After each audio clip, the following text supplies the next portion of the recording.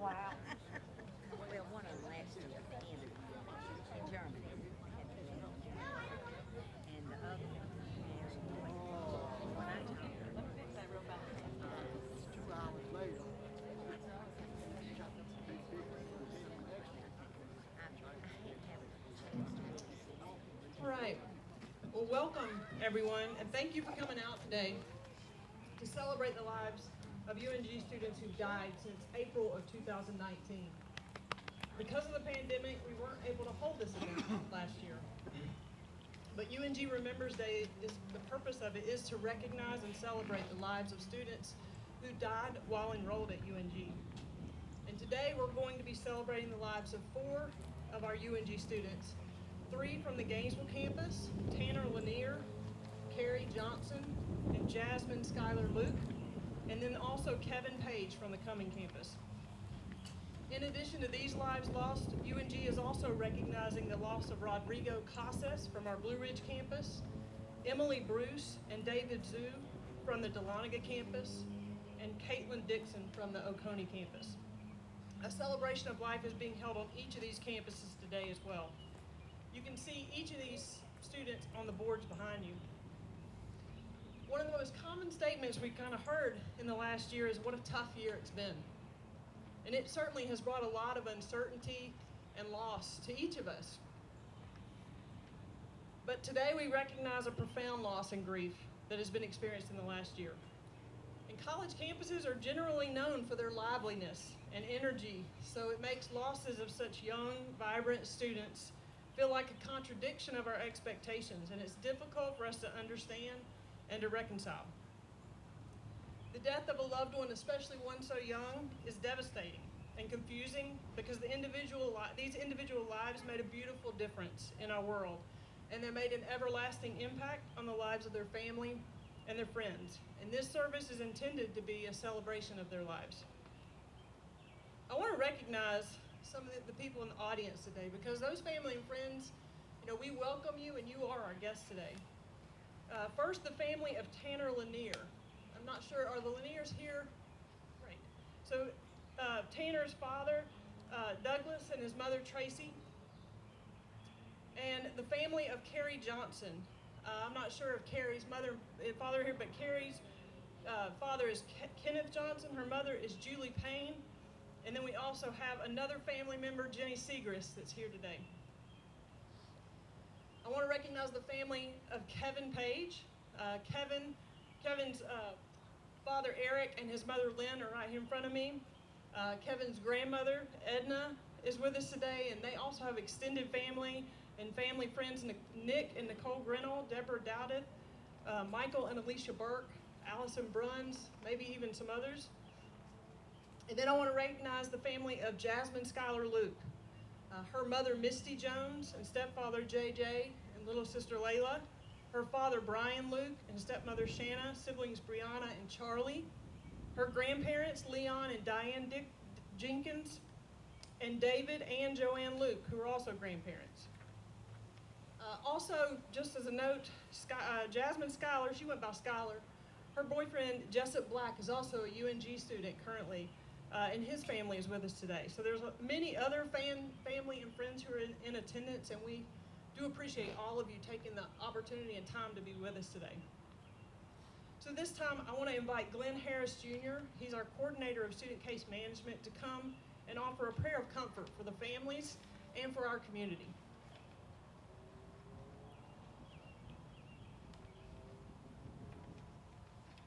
Let us pray.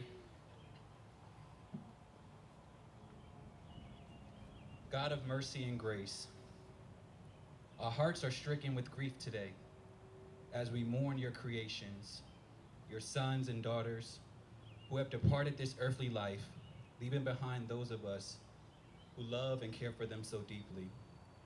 We are reminded in this moment of the brevity of our lives here on earth.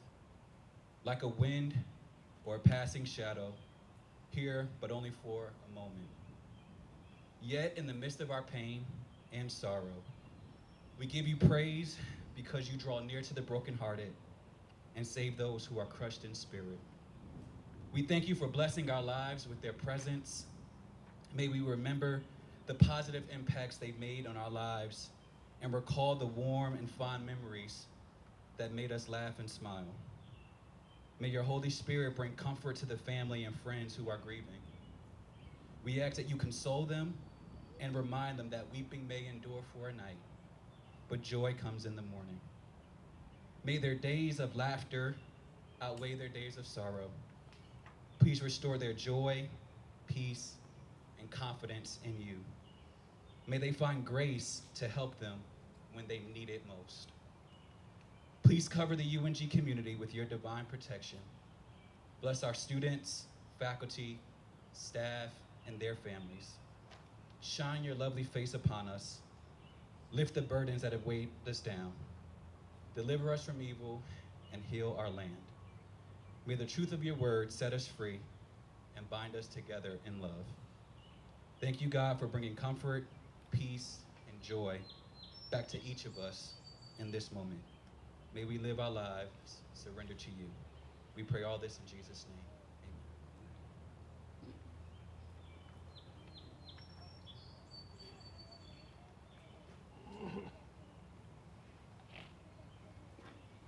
Good afternoon.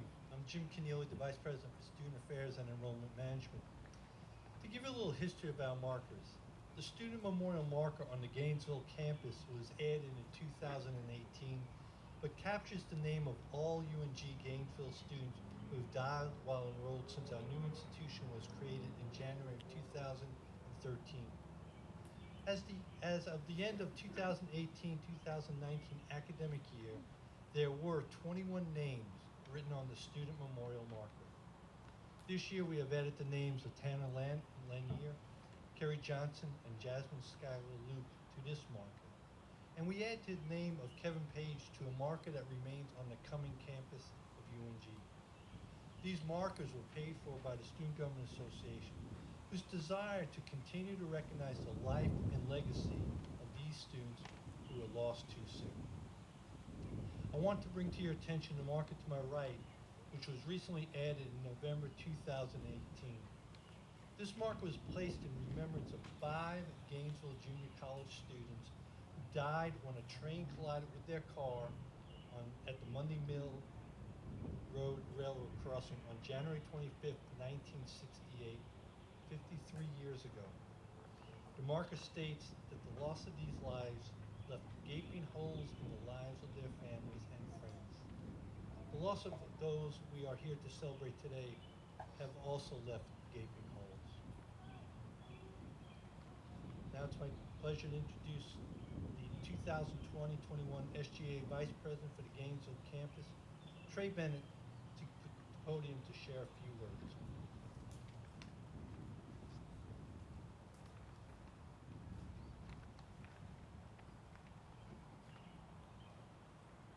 Good morning. I want to first take the time to thank each and every one of you for being here for this day of remembrance and celebration of life. Although it may be a difficult task, I hope throughout these events and speakers you are able to locate a sense of support and remembrance from the students, faculty, and community here at the University of North Georgia. I want to leave you with this short poem. Our lives go on without you, but nothing is the same. We have to hide our heartache whenever someone speaks your name. Sad are the hearts that love you, silent are the tears that fall. Living without you is the hardest part of all. You did so many things for us, your heart was so kind and true. And when we needed someone, we could always count on you. The special years will not return when we are all together, but with the love in our hearts, you will walk with us forever. Thank you.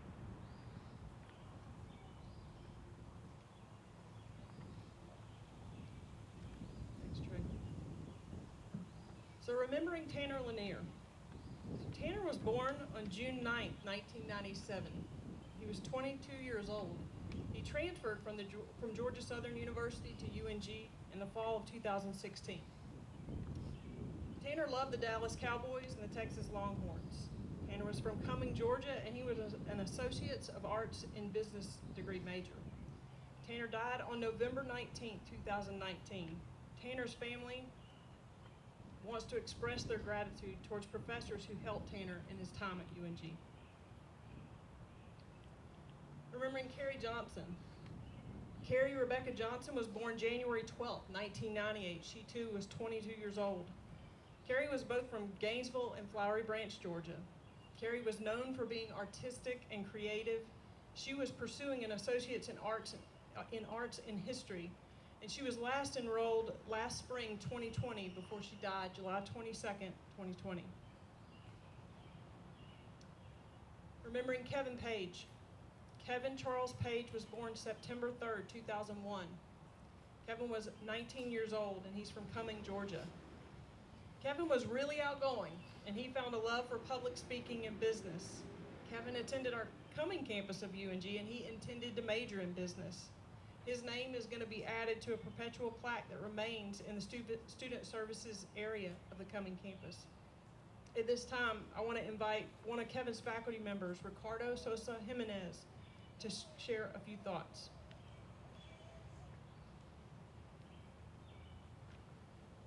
Thank you, Dr. Allison Paul. Mr. Page, Kevin family. My name is Ricardo Sosa. I'm a Spanish teacher at the Cumming campus. And it didn't take long to get to know Kevin. The first time I noticed that he was in class is because he was trying to help one of his students how to pronounce properly in Spanish. So to me, that called my attention. Being so energetic, and to me that was very captivating. One day after class, he approached me, and before he had to wait, before I talked to students, all of a sudden the students remember about grades. So I was working with them, and he waited patiently and then talked to me. He got close to me, and I was very surprised because I thought he wanted to go over his grades. So we went over it. Kevin, you're doing excellent. Everything looks great, Kevin. He's like, no, I don't want to talk about grades. I already took Spanish in high school, so this class is a refresher for me. I was like, okay, but still, he was motivated. And he proceeded to tell me that whenever he was sad or was having issues, it made him very happy to come to class. And for me, that was huge. It's not the money that kept me going, it's the passion that I see in students and being able to be close to them. And for me, that meant a lot from Kevin. And that really hurt that haven't happened before in 16 years I've been teaching. So my condolences to the family. Also, Kevin got to work with, had to do labs as part of the course, and there was a lab assistant that he wanted to share these words. She said, though I never had the pleasure of meeting Kevin in person, his bright personality still made my day. As his Spanish tutor, I was responsible for grading his video lab assignments. While this is usually not my favorite part of the job, I always enjoy watching Kevin's submissions. Firstly, he took the assignment seriously, and it was obvious that he had a passion and skill for learning Spanish. However, what really caught my attention was his brilliant smile, hilarious sense of humor, and the positivity that simply radiated through him. He was my favorite student, and I wish I had had the opportunity to meet him in person, but nevertheless, he still made his impact. And not only her, but also me as well. Thank you.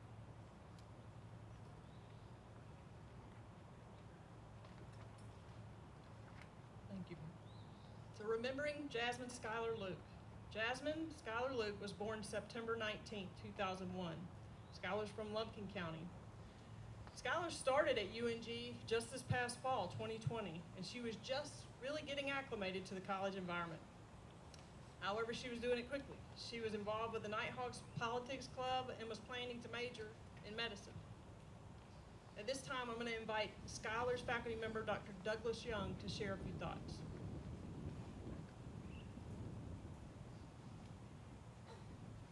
Thank you, Dr. Paul. And a big thank you to Dr. Paul for organizing all of this. And thanks to all of you for joining us today to remember all these fine young people. I was so blessed to have Schuyler grace an American government class of mine last fall because she was the ideal student. She came to class regularly, she was on time, paying attention, and she was so interested in the subject matter that often after class she would stay and just to discuss whatever was being covered that morning. And she even came to the office on more than one occasion to go over various topics that she found most interesting that had been touched on in class. And she was so enthused about learning about American government and politics that she even joined one of the clubs that I sponsor, which was then the Politically Incorrect Club, and now it's the Nighthawks Politics Club. And even though she was a fall freshman and she was brand new to the club, she was so thrilled to be there that she even put herself forward as a candidate for a club officer's position, club secretary, and she won. And she was just so happy to be in the club. And indeed, her grandfather, David Luke, has told me that her time at UNG was a wonderful time for her. I could tell that she was a shy young lady, but he told me that she was really blossoming here. She was getting very well acclimated to the campus, and she was really enjoying herself. And that, of course, makes her death all the more tragic, as it is for all of these young people we honor today.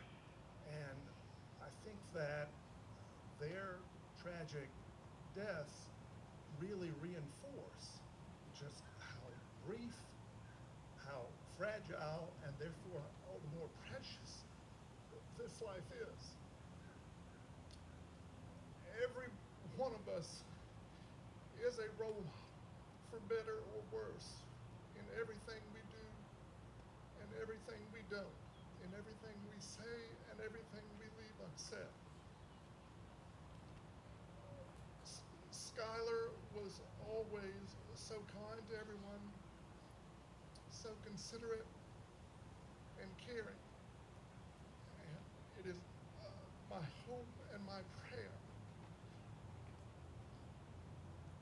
that the tragic nature of these young people's deaths does not overshadow the very positive impact that they had on so many people's lives. And with time, hopefully, we can take comfort in the positive example that they all set, and we can be inspired by that and be grateful for the wonderful time that we had with them, however brief. Thank you, and God bless and keep you all.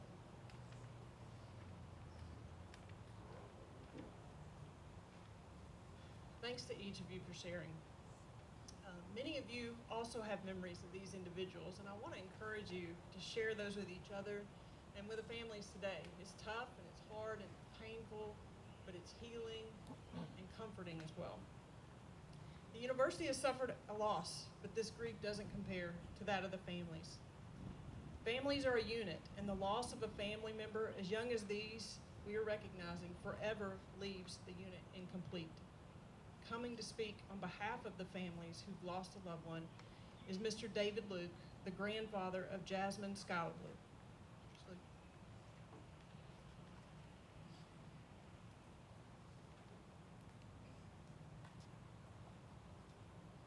All appreciate all you went through to pull this together. It's a great honor to be here. It's a great honor to have our granddaughter's name on a board that will be remembered forever, the memory board. I, as a grandfather, feel like I've lost almost as my son and Skylar's mother. It was a terrible blow. You know, you never know how quick things turn around. She left on a Thursday about 10 o'clock at night to go to her grandmother's, other grandmother's, Diane's, kiss me on the head and tell me I'll be back Monday, Sunday night, and I've got my lessons ready, and I've caught up on next week's assignments, so everything is done, Granddaddy. All I got to do is go to class. And I hugged her and said, honey, you know, I miss you. And she said, well, I'll be right back. And that was the end of our ability to speak. because about 1:30 in the morning, Sunday morning, April 8th, October 8th, the chaplain from the hospital called and wanted to know who we were. And Joanne had, anytime a phone rings at 1 o'clock in the morning or 2, as a parent or grandparent, your heart just skips a beat. It just doesn't feel right. We both sat up in bed. We both looked at each other. Neither one wanted to touch the phone, but just so happens it's on Joanne's side of the bed. So I said, honey, answer the phone. She said, I said, answer the phone, honey. She did, and I guess the chaplain started speaking, and she said, you talk to my husband. So I was already out of bed then, and took the phone and went into the dining room with a pencil and a piece of paper, because I figured I got to write something down. I just never figured I'd be writing down what she told me. I got a hold of Brian, and he came to the hospital, and Misty came, and we stayed there 31 days in rooms at a motel, hoping and praying that the end would be positive. But I guess in our hearts, we knew at that point it probably won't be the ending we wished. Although prayers from my brother and his wife, Susan, all over Georgia, from Cooper Green Prayer Group and Dahlonega, reached out, the Rotary Club, the churches, thousands of prayers went up. However, God works in a different way.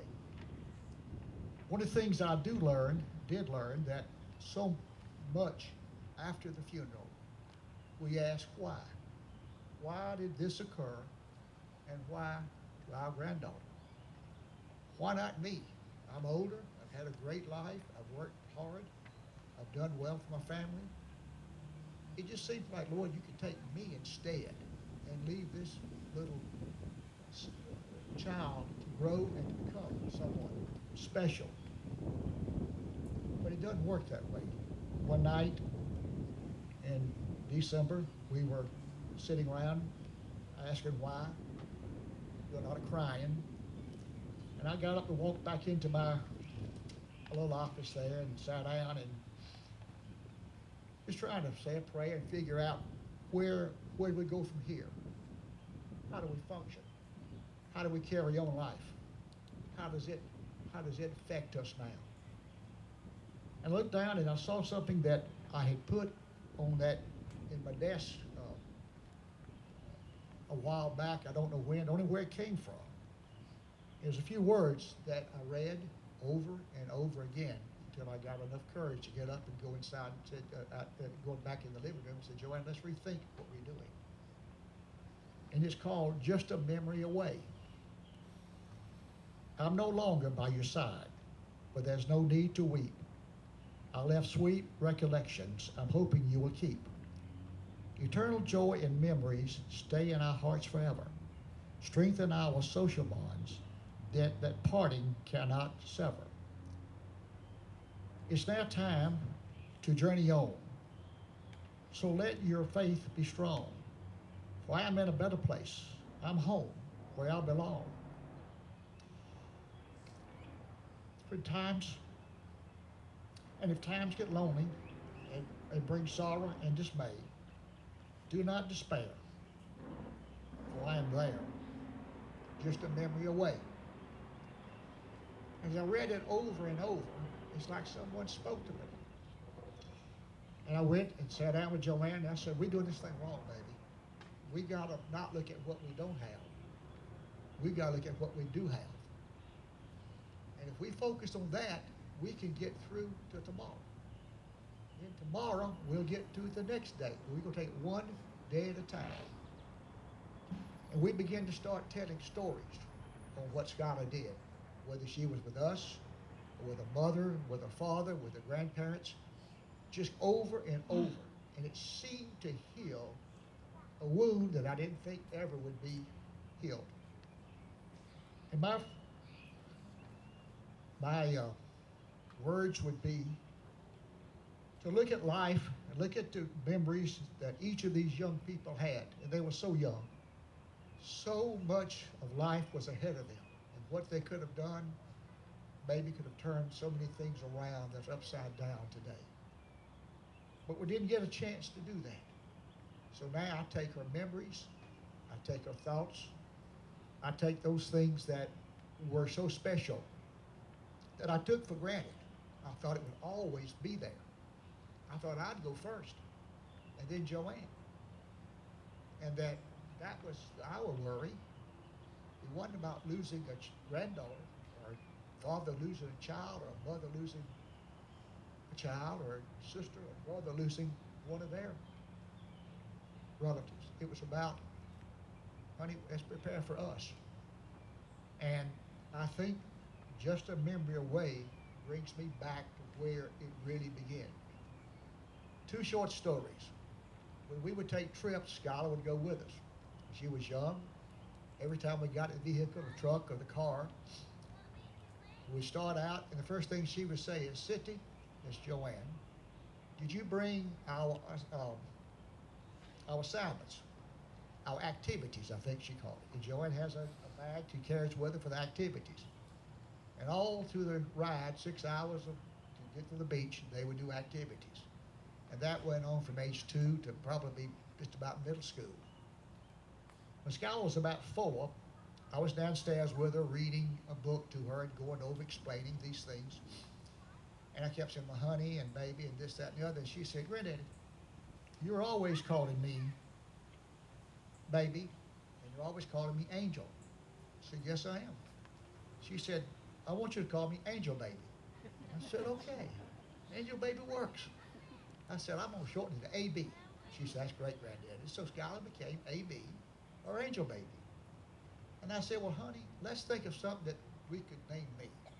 She said, well, nothing goes with Granddaddy. I said, well, it starts with what? And think about it. Well, it starts with a G. I said, that's right. Put it down, G. I said, now what else can we add to that? I said, you can't make grandbaby or granddaddy rhyme. And we got talking, and she said, well, it just won't happen. I said, wait a minute, you just said it.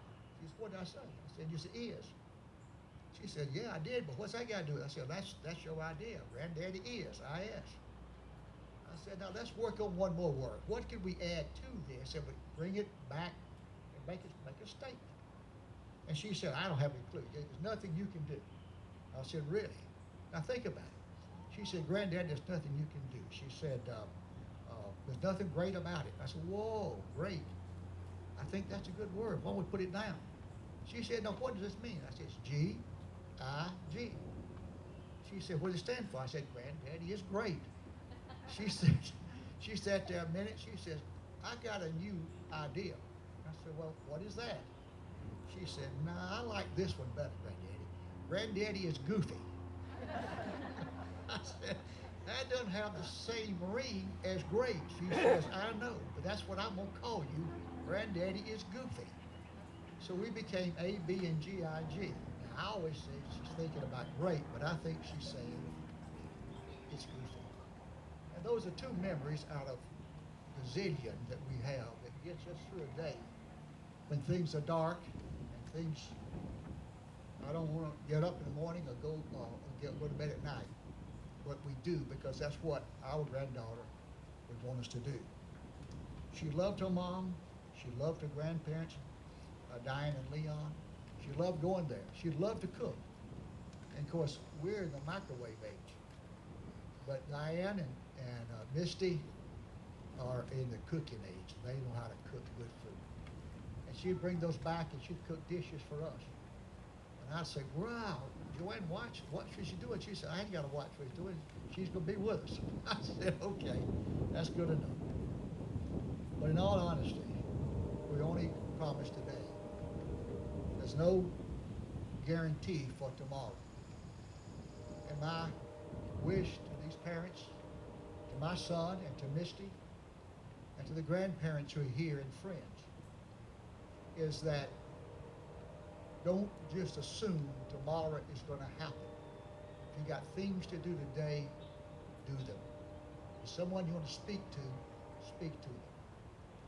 I go down in her room downstairs and I see the notes she left on Thursday to do on Monday, to do Sunday night. It's still there. I look at her shoe racks, and this what a girls like shoes. I look at the tennis shoes. Every one is tied in a bow knot and pointed one direction. Wow. I look at how her clothes are lined up. I go to the desk and I pull out the first drawer. There's about 30, 35 pencils, all facing one direction. I shut that drawer.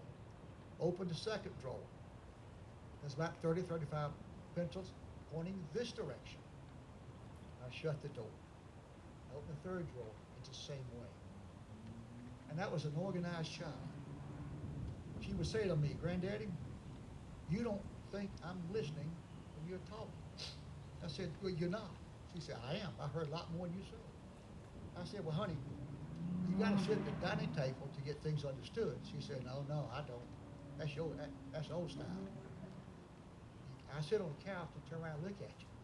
I said, "That's not, I want to look at your eyes." She said, "You'll see my eyes, but it's not going to be at the table. It's going to be at the couch."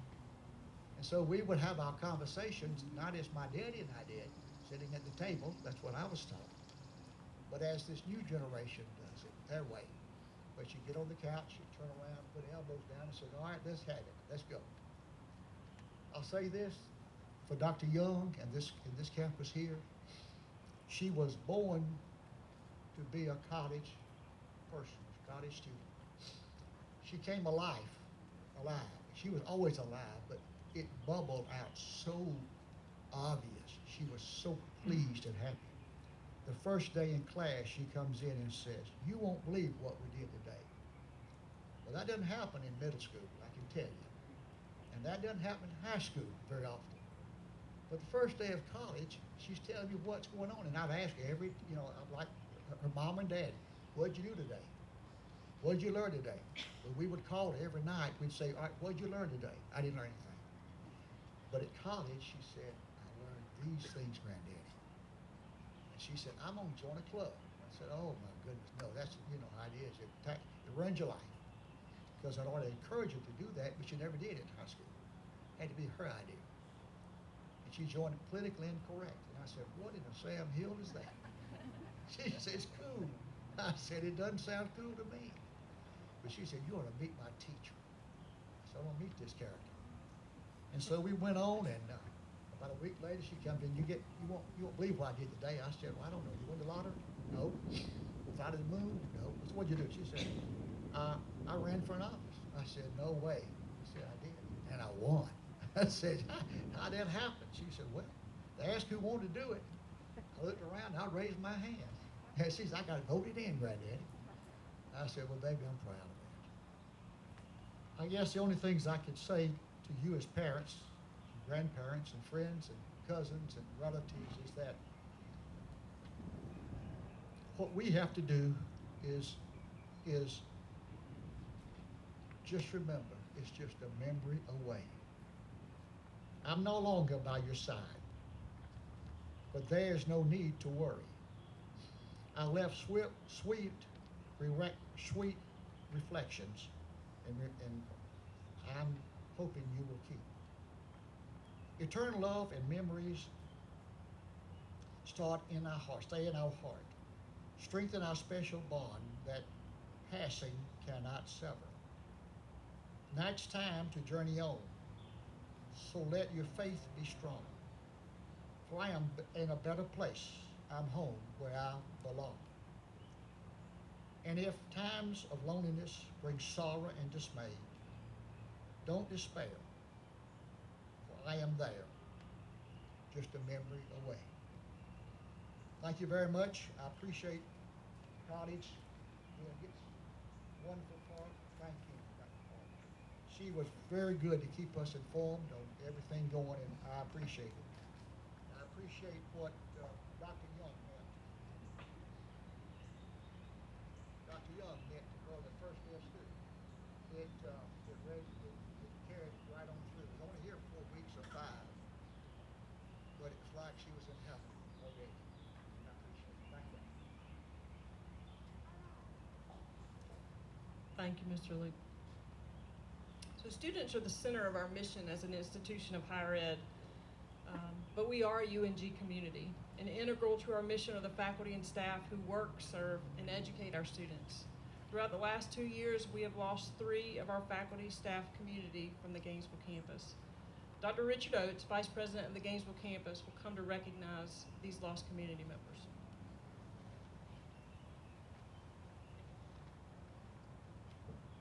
Thank you, Dr. Paul, and to the families and guests that are here, welcome to your University of North Georgia Gainesville campus.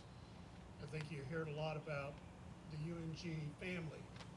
I think what you're seeing is that the UNG family is just not a cliche. It's a living, breathing organism where we study together, we laugh together, we argue with each other. We may disagree or agree to disagree, and yes, we do grieve together. But I thank for the opportunity to recognize the Gainesville faculty and staff that have passed away over the last 2 years. First, our 2 staff members. Ms. Debbie Cruson, program specialist, passed away on September 18th, 2019. Mr. Freddie Harkins was a part-time shuttle driver, passed away on September 7th, 2020. And part-time faculty member, Ms. Benita Jackson, who passed away on May the 24th, 2020. Please remember those in our time of silence. Thank you.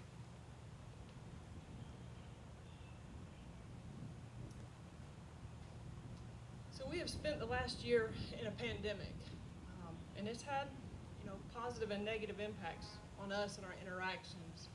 For you, as family members and friends who've been grieving and going through one of the worst times, unfortunately, the isolation of a pandemic has sometimes even made that worse. Remaining in isolation and respecting social distance have prevented us from providing comfort in the form of hugging and just being with one another. But it's important that we do that and that we do provide comfort to others. As one parent expressed, at some of the darkest moments in my life, some people I thought of as friends deserted me. Some because they cared about me and it hurt them to see me in pain. Others because I reminded them of their own vulnerability and it was more than they could handle. But real friends overcame their discomfort and came to sit with me. If they had not words to make me feel better, they sat in silence and I loved them for it. We recognize that these families have suffered loss to the greatest depth, and we fear that there's no words that can reduce this loss, but even our insufficient words and our efforts convey that we do see your pain, we do care, and we all need to feel care now more than ever. So one of the positive impacts of our forced quarantine is it's, for some of us, provided more opportunities to spend with our families at home. For me, with my husband and 2 sons who love the Avengers, they have enjoyed the newest show, WandaVision. Although this is not really in my particular wheelhouse, I still have enjoyed and kind of cherished the moments sitting on the couch watching something together with them. When watching WandaVision, I heard one of the main characters, Wanda, talk about her sadness in losing her brother, and she said, "What is grief if not love persevering?" That stuck with me. What is grief if it's not love persevering? Because grief is not the result of loss, it's the result of love. For many of our students, they may be experiencing grief for the first time, for the loss of someone so close to them. And what we try to teach them is it's important to recognize their grief, to give it space to be felt, to comfort and help each other, and to find our next steps, because life does move forward. So please take the time to talk through your grief.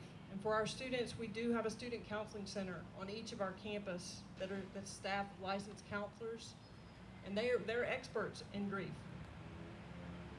So as I mentioned in the beginning, this memorial service was intended to be a celebration of life. Often when we come together in the spring to recognize the lives and contributions of students whose names are added to the marker, time has gone by and the immediate freshness of our grief has passed.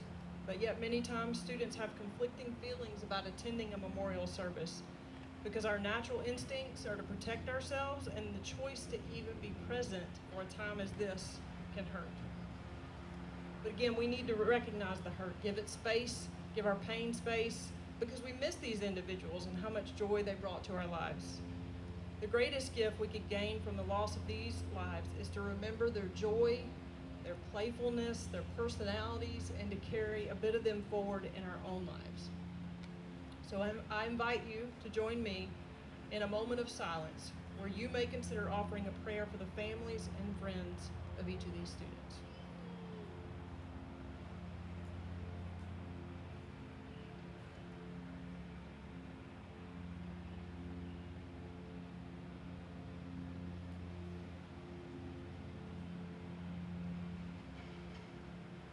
Thank you. Pat Conroy is one of my favorite fiction writers, and he was someone who had a bit of a messy upbringing. But he said, why do they not teach you that time is a finger snap and an eye blink, and that you should not allow a moment to pass you by without taking joyous, ecstatic note of it, not wasting a single moment of its swift breakneck circuit. Therefore, as we conclude today, I want to challenge and inspire you to live each day to the fullest. As several have mentioned, appreciate friendships and family, be an encouragement and support to others, because you never know what someone else is going through or feeling. I challenge you to help someone who doesn't ask for it, be nicer than you need to be to someone who doesn't deserve it. After all, what's lost in all these extra efforts? And you just don't know what a difference it might make in someone who's going through a rough time. So finally, as we conclude today, I want to encourage you to continue sharing your thoughts and memories with each other and the families of these students. And families, meet each other. You probably know more than any of the rest of us what each of you are going through. But thank you all for coming out today and sharing in this important event in the life of our university. Thank you.